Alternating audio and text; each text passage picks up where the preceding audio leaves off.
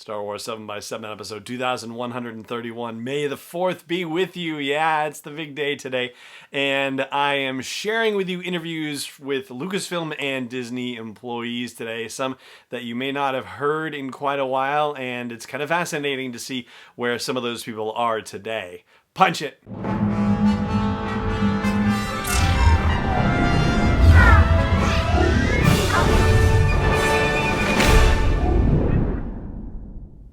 Hey Rebel Rouser, I'm Alan Voivod, and this is Star Wars 7x7, your daily dose of Star Wars joy. And thank you so much for joining me for it. Yeah, it's May the 4th. I've got my Wookiee of the Year t-shirt on in celebration.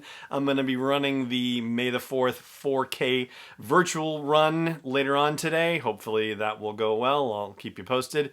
But for today, I'm going to be sharing here on the episode of the show interviews with various Lucasfilm employees and one who's a Disney employee, but, you know, it sort of dovetails in. That'll make sense when I get there. And in the case of the first two that I'm going to share with you, they go all the way back to 2015, and these two gentlemen are not doing now what they were back then. The first interview I'm going to share with you is with Matt Martin, who was managing digital content at Lucasfilm and who is now part of the Lucasfilm Story Group. So back at Celebration Anaheim in 2015, I asked a bunch of people the question, why Star Wars? And just left it open-ended. So here was Matt's answer. All right, so why Star Wars?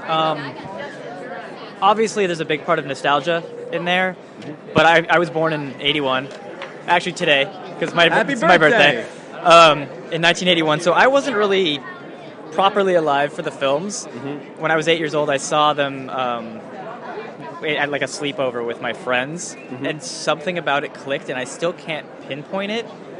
But it's one of those very few things that I love, like, every aspect about. People ask me my favorite character, I'm like, all of them? Or my least favorite character, I'm like, they're all cool. So it's just like this perfect combination of everything I love boiled into one. And was it Star Wars originally that you saw at that sleepover party, or was it ironically, no, it was Jedi. Okay. Everybody fell asleep except for me. I mean, we're kids. I think I'd seen them before, but like didn't really pay attention, you know? Mm-hmm. I immediately went home and watched my dad's bootleg copies, because, you know, VHS bootlegs of A New Hope and Empire, and literally watched them every single night until I was about 16. Wow. Like one of the movies every night. All right, the next interview was with Justin Bolger, and at the time that I interviewed him, he was the co-host of the Forcecast podcast. Later on, he became the social media strategist for StarWars.com and then moved over to marketing at ILM X Lab, and now he is with Fantasy Flight Games, and yeah, it's a pretty amazing 5-year run for Justin for sure. But this was what he had to say about why Star Wars when I interviewed him in April of 2015. All right, so Justin, why Star Wars? Oh, wow. That's a harder question than it sounds like. The community, first of all. This week I can't not say community because I've been talking to all of these other people who love the same thing I do. It's the one fandom that I know of that everyone doesn't mind if you listen in on their conversation and then will comment on it, and that's the way that you become friends for the rest of the con. That's happened with like 5 or 10 people. Right. It's timeless. It speaks to me in a way that no other franchise does. It's absolutely my number one. Batman, Walking Dead, Game of Thrones, all that stuff I love, but it doesn't hold a candle to this. Loved it since I was 3 years old, and I can't see me ever not liking it. That's awesome. Did you have a period of time in your life where it was, you know, you were a kid and you were excited about it, but then as you got older, maybe it sort of faded into the background, or has it always been like a top-of-mind thing for you? No, that's a really good question. I think during the dark times, like right around maybe, let's say 89, because that's when Batman 89 came out and took attention away, I think, for a lot of people. Between 89 and 95, I think a lot of people, myself definitely can speak for, came out of it a little bit, it's still there. If it was on USA or the Sci-Fi Channel, you'd watch it, and they'd run those great marathons during Thanksgiving and Christmas, where you could blow through them, and that was what I watched on Christmas and Thanksgiving, and so that's part of my Christmas and Thanksgiving now.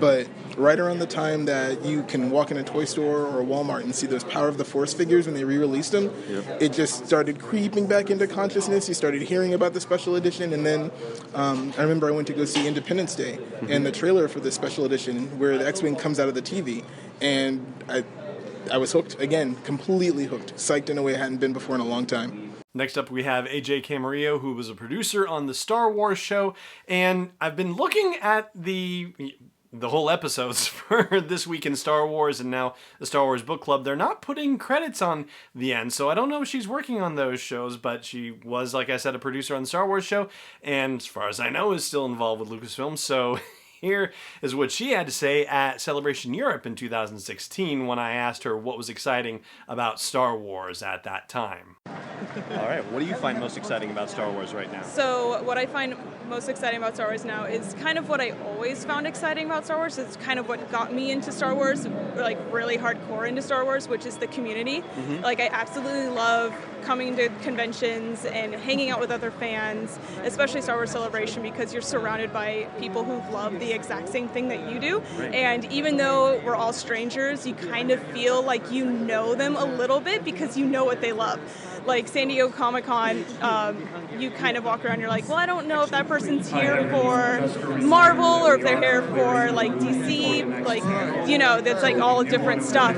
But yeah, I mean, seeing the community like react to like the new stuff, the new movies, like the new books, like everything, it's being a part of it, and being a part of the excitement is what I think gets me the most and like hits me in the heart. That's fantastic. Now, is this your first celebration that you've attended? No. I've been to quite a few. Yeah. Do you remember your first one? My very first one was when it was in Los Angeles, LA. Yeah. I forgot which, the numbers at this point are just blending together. Right. I came and I hung out with my boyfriend Matt for like a day, and it was like so much fun. And then after that, I started going to Comic-Con, and then I started going to Celebration, and then I started going to New York Comic-Con, and now I'm like, yeah, I go to a lot of conventions, and it's a lot of fun, and I absolutely love it. I love being here, so yeah. That's terrific. Yay. All right, moving on, we're going to have Michael Siglain here on the show. This also comes from 2016, and this one's a little bit dated in the sense that it's kind of specific to the time in July of 2016 when I asked him what was exciting about Star Wars right then. What was really on his mind was the fact that they were doing a lot of stuff for younger audiences, bringing kids into the franchise, and we talked a little bit more in depth about that. So this comes from that, and I feel like it was worth including because here we are, 4 years later, almost 4 years later after that event, and I really feel like they have achieved what they set out to do, really bringing audiences of all ages along into the franchise with the movies and everything else that came out around it. So anyway, here is Michael Siglain talking about what excited him about Star Wars back in 2016. But it does feel like there's definitely a renewed focus on making sure that fans of all ages get into this whole franchise now. That's it exactly. I mean, Star Wars really is for everyone, and I think there's a bit of a misconception with the pre-Disney acquisition that there was a lot of stuff that was done for the core fans, as there should be. It's what helps sustain the franchise. But there was always stuff for kids. I think what we're doing now is just shining a bit more of a spotlight on it, and saying, look, now that we're making movies again, there's so much more that we can do, and we have so many wonderful opportunities to bring kids in from all over the world to say, all right, here, this is, Star Wars really is, like I said, for everyone, and what can we do for kids that is going to be appropriate for them, for each age group and for each level, and how can they grow with the franchise? That's certainly been a big priority for all of us in publishing. Next up is a bit of an unusual one. So a listener and patron of the show, Bobby Gordon, happened to catch Taylor Gray, who plays Ezra Bridger on Star Wars Rebels, at a Fringe Festival event. And so asked him the question that I had been asking people at Celebration Orlando, which is, what's your favorite Star Wars memory? And this is what Bobby Garden found out from Taylor Gray about that. So, what's your favorite Star Wars memory? Favorite Star Wars memory? Celebration has been really fun. So hitting Celebration was cool, but they used to do Star Wars weekends in Orlando, and that was always a blast. There was not a Star Wars Celebration in 2018, unfortunately, but there was in 2019 in Chicago. And there I spoke to Lorne Peterson, who is one of the founders of Industrial Light and Magic, and he shared some incredible stories when I asked him the question, when it comes to Star Wars, what do you know for sure? Here is what Lorne had to say. Hi there. What's your name? My name is Lorne Peterson. I was the chief model maker and supervisor on all 6 of the original Star Wars films and Indiana Jones films and various things like that over about 35 years. Thank you so much for everything that you've done for everyone in this building and all over the world. So here's the big question. When it comes to Star Wars, what do you know for sure? Well, I know for sure that at least in any of my participation, all the time I was there, it was creative. Creative is a word that would probably pop out. We always, in a way, we always knew that time, money, and quality always won out. We had definitely had to pay attention to budgets and all that kind of thing and schedules, but George responded to quality and creativity as you think he would, and that was always the top of everybody's mind, And in some ways, if somebody said it has to be on the stage in the morning, and it didn't have that absolute, it needed that extra little 3 hours to give it that extra little. Model makers just stay and do it, and no matter what. They didn't want to be the one that put something that was compromised on the stage. And it was almost like amongst your peers, too. You didn't want to have that happen amongst your peers, that you were doing this work that was kind of more kludged together and wasn't as wonderful as everybody else was doing. But I was lucky I got to make things over and over and over again for 30-some years with that kind of a feeling in it. It had to be really interesting, creative, and new, and new innovations, or using materials, having ways of doing it that were like another step up from what it was before, that kind of thing. But creativity would be the word that you would probably put above Star Wars, and creativity at all the levels of all the different people that were involved. The building, ILM was just amazing, the variety of different people that had different skills and were creative at their own. I use as an example, one time I had gotten a lot of research stuff from the library. We have a very complete library, and I wanted rolling stock or railroad stock in India in the late 19th century. And I wanted all the pictures and writing. And one of them was in this article that was in either Urdu or Hindi. I had no idea which one it was. And I got on the intercom and I just said, "Is there anybody who speaks Urdu or Hindi in the building?" And Christy McCarthy came on and said, "I speak Urdu and Hindi. I lived in India for 9 years." I said, "Well, come on up." So it was like that was the kind of environment that we lived in. You could find somebody with a graduate degree in chemistry when you had that kind of question. So I would have to say that we had a building full of people that kind of bubbled the creativity. That's a wonderful answer. Thank you so much for your time. Oh, good. Thank you very much. Also in Chicago, I got to talk with Clayton Sandell. This is the one I mentioned earlier where he's not really a Lucasfilm employee, but he is an employee of Disney in that he works for ABC News, and he also has a particular interest in Star Wars, as you'll hear. And so when I asked him what he knows for sure when it comes to Star Wars, this is what he had to say. Here we go. What's your name? What's your Star Wars claim to fame? All right, I'm Clayton Sandell. I work for ABC News as a correspondent, and Star Wars is my favorite side hustle. Excellent. All right, so when it comes to Star Wars, what do you know for sure?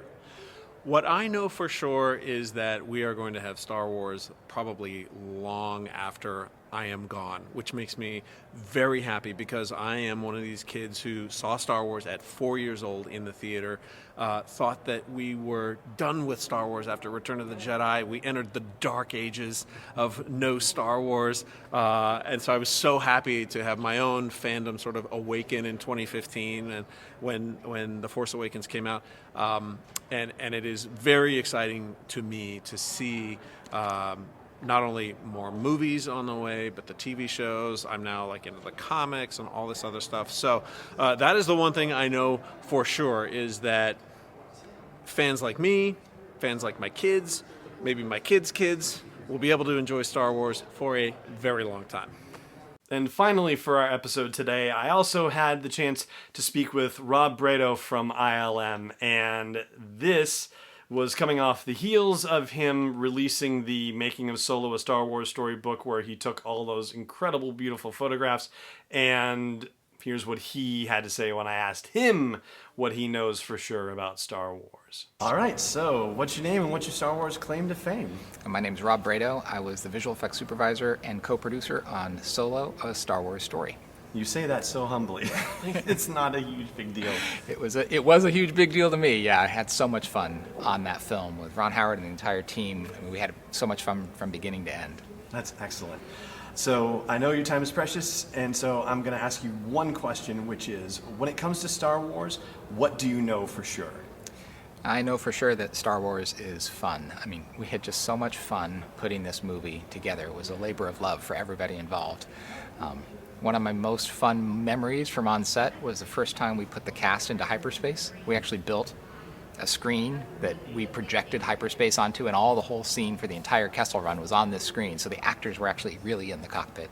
We didn't tell them that we were going to do this in advance, so they got up there and it was stars, and when Lando and L3 pushed the levers up, we streaked the stars into hyperspace, and we shook the cockpit for the first time, and it blew their minds. We just had so much fun putting the cast really into hyperspace. I think Phoebe goes, "Is this thing real? Are we really going somewhere?" So we just had a lot of fun making the movie together. That's fantastic. Thank you so much. And with that, we are going to call it an episode today. Thank you so much for joining me for this little retrospective tour of Star Wars interviews from the archives. Man, going back to 2015, that's crazy. And the Justin Bolger interview, that was the very first interview I ever published on Star Wars 7x7. So it was a treat for me to revisit that as well. I hope you enjoyed all of these as much as I did, and I hope you have a wonderful May the 4th. But for now, it just remains for me to say thank you so much for joining me as always, and may the curve be flattening for you wherever in the world you may be. This podcast is not endorsed or sponsored yet by Lucasfilm Limited, Disney, or 20th Century Fox. It is intended for entertainment and information purposes only. Star Wars, the Star Wars logo, all names and pictures of Star Wars characters, vehicles, and any other related Star Wars items are registered trademarks and/or copyrights of Lucasfilm Limited or their respective trademark and copyright holders. May the Force be with them. All original content is copyright 2019 by Star Wars 7x7. We hope you love it.